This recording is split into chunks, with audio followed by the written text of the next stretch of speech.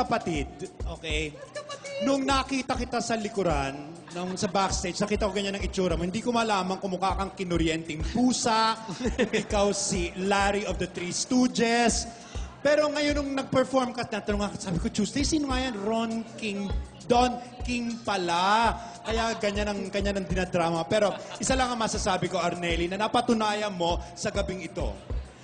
Maaaring hindi ka makita ng matagal sa harap ng telebisyon, sa harap ng camera ng telebisyon, maaari kung saan-saan kang mapadpad, pero ang isang tunay na talentong katulad mo ay hindi pwedeng mawalang kompletamente. At babalik pa rin. Bakit? Dahil iilan lang ang mga katulad mo na may karapatang sabihin, may karapatan silang maging performer sa telebisyon. At sa pinatunayan mo sa gabing ito, sana very soon, isa ka ng tunay na kapatid.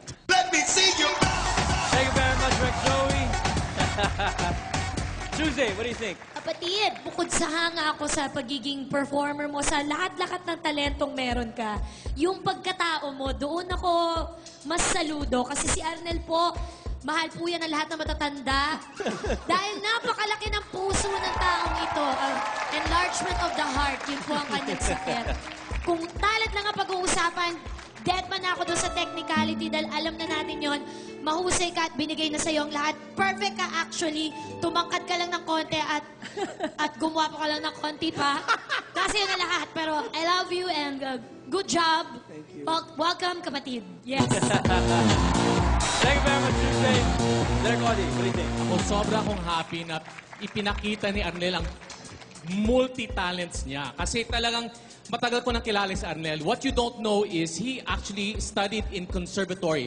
Formal training sa music talaga. Just shows you that it's not enough to just be sikat. Talaga nag-aral tong tao na to. And after music, pumasok niya ng teatro ng ilang taon.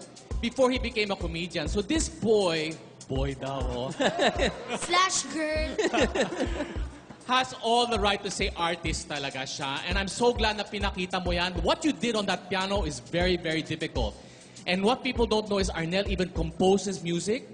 Kumakanta yan ng jazz. Pwedeng gumawa ng jazz yan. Ang daming pwede niyang gawin. And I'm so, so happy na ipinakita niya today.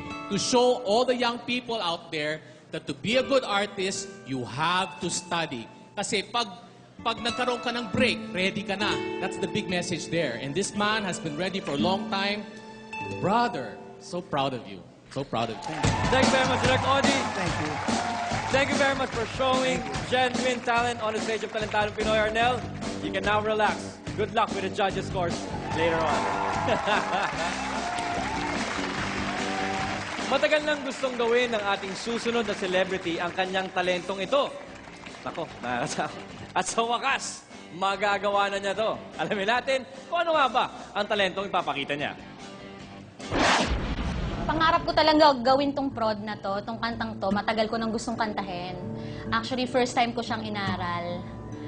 Mga isang araw lang. Pero gusto ko i-challenge yung sarili ko kasi yung kanta kasi tongue twister eh. Kaya gusto ko ipakita na kahit komedyante, o kilala nila ako sa pagiging komedyante, na marunong ako kumanta. Hindi lang basta kanta, marunong akong kumanta at mag-perform. Nakakaloka mga te. Wala lang. Gusto ko lang talaga mag-perform. I'm not into winning. Or, siyempre, masarap manalo, pero I just want the Philippines to see that I can sing and perform like a true artist. I thank you. Here to parade her vocal wonders, here's Kakay Bautista, a.k.a. Kakay La Primera Diva.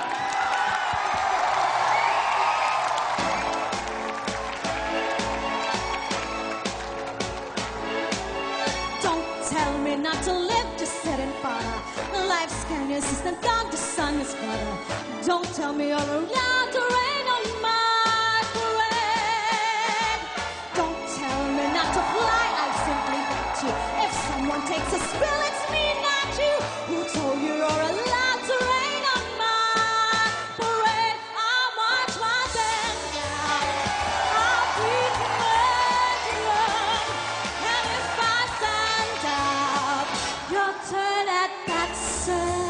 Guess I didn't fake it, hat, sir. I guess I didn't make it, but perfection, a freckle on the nose of life's perfection, a cinder on a shiny apple of the sky. I gotta fly once, I gotta cry once, only can die once, right, sir? Whole life is juicy, juicy, and you see, I gotta have my bite, sir. Get ready for me, love, the summer coming. I simply gotta march my heart's a drama. Who told you you're allowed to rain on my parade? I'm gonna live and live now. Get what I want, I know how. One roll for the whole shebang. One roll, the bell will go clang. Eye on the target and wham! One shot, one gunshot, and bam! Hey, mister, I'm seen here and I'm much my best.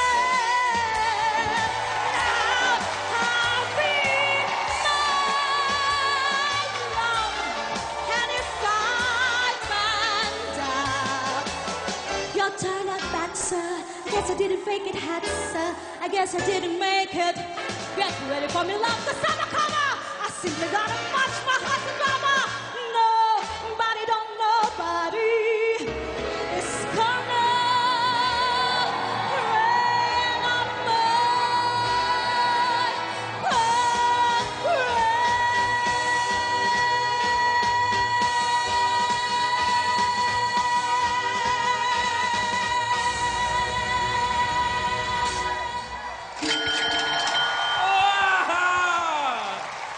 Kakay Bautista with the Speed Dancers. Kyle, kinakabahan ka ba?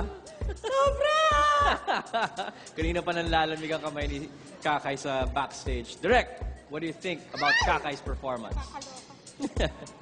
Alam mo, Kakay, sa ginawa mo sa gabing ito, nagpapatunay lamang na tunay na makatarungan ang Panginoon. May ibinibigay sa'yo, may pinagkakait. May idinudulot, may hindi binibigay. Dahil imposible na may isang nilalang na mapunta ang kalahatan.